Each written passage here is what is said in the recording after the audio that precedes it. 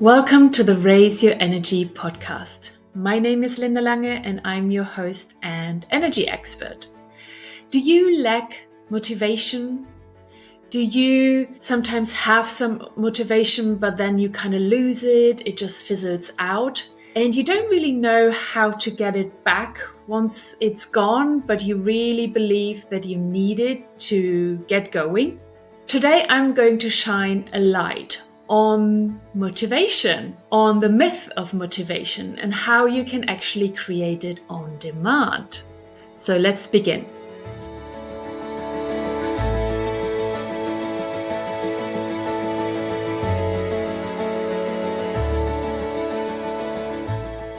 So why are we so eager to have motivation or to get some into our lives?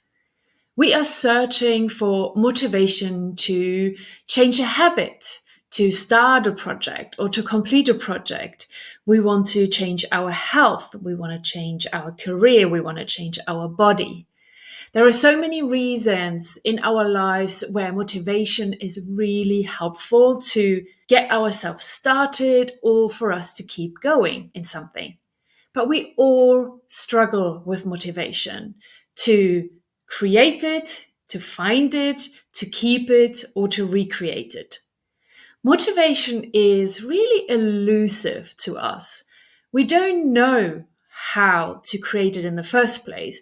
We don't know how to keep it when it's there so it doesn't kind of run away again. When we lose it, we don't know how to get it back. And that's why I like the word elusiveness for motivation. I will explain to you more why it seems to be so elusive and what we can actually do about it. And secondly, I want to share with you why it makes no sense for you to wait for motivation to magically appear for you to get started with a project. By knowing more about motivation, you can actually take control and create it for yourself instead of playing that waiting game. And possibly after hearing some of my tips, you might even realize that you don't want to run after motivation and actually use some other methods to get yourself started. So all of us, of course, know these typical situations around motivation and that it just loves to fizzle out over time. You get some motivation to really make a change and join the gym and go regularly as the New Year's resolution on the 1st of January. But by the time it's middle of February, all the motivation is gone, evaporated, and you are dragging yourself to the gym once per week, if at all. Does that sound familiar to you? Yeah, I bet. It does sound familiar to me. And it does because you used motivation as a tool to help you change. But we all know that motivation loves to fizzle out on us. I will share with you in this episode how it actually happens that motivation fizzles out, or that it sometimes doesn't even come around for something to get started.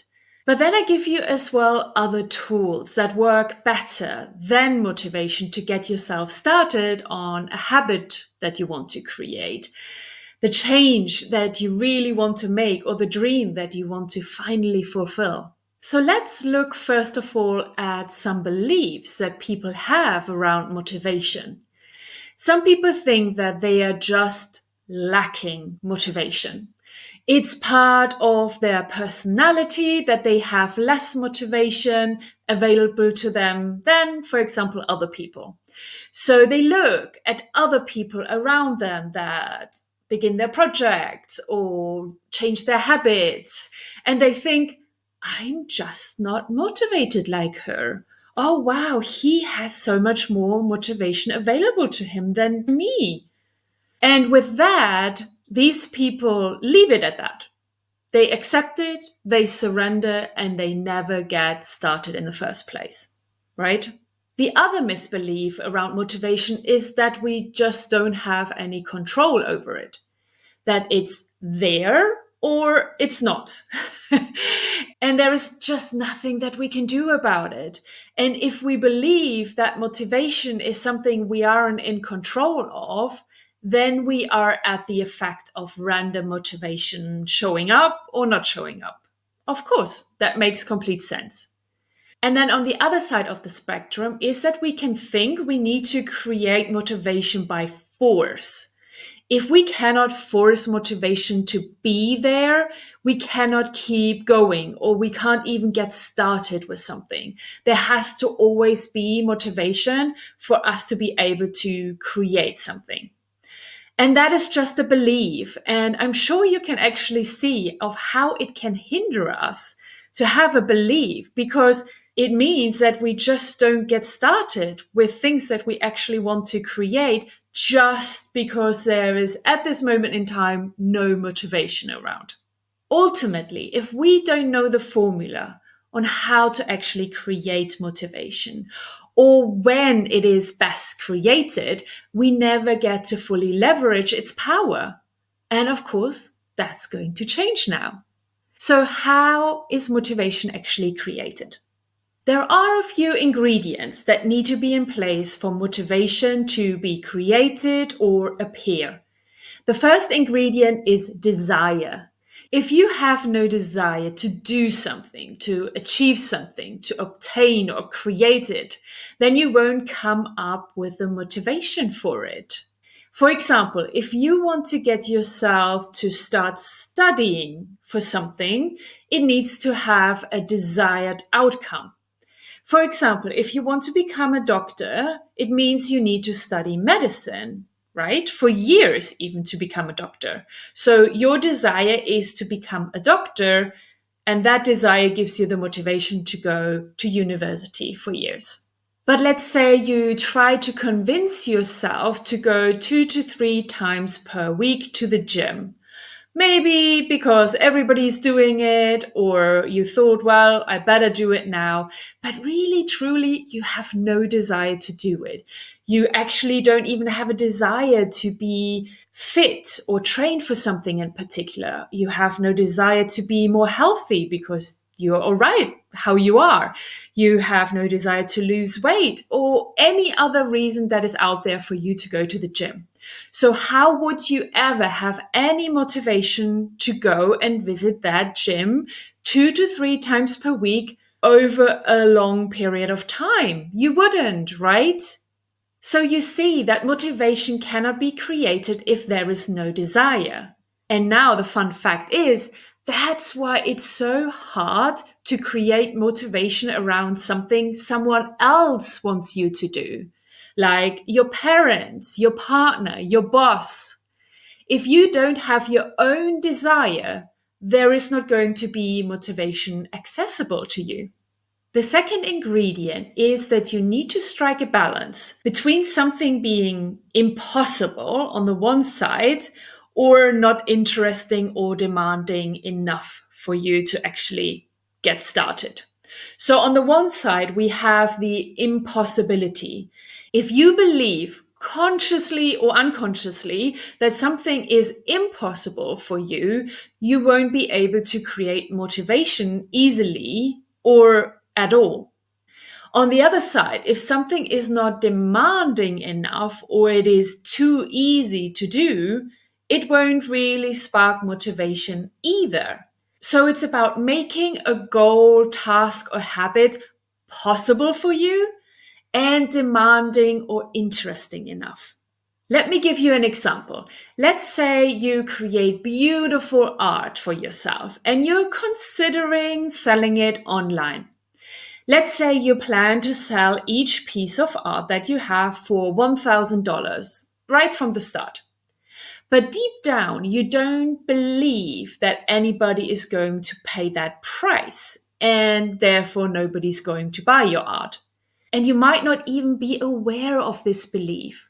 So what happens is that you're probably never getting started to set up that online shop and to put yourself out there because you believe it's impossible for you. Generally, of course, it is possible to sell a picture or a piece of art for $1,000. We all know that. The question is, do you believe that you can do it? On the other side, let's say someone tells you, why don't you just get started on Etsy and you sell each picture for $10 just to get started? And you're like, what? $10? I even paid more for the material to create the piece of art in the first place. So you see, it's just not demanding enough. There is no interest for you to do it. So again, you probably won't get started and put in all of the work in setting this up in the first place.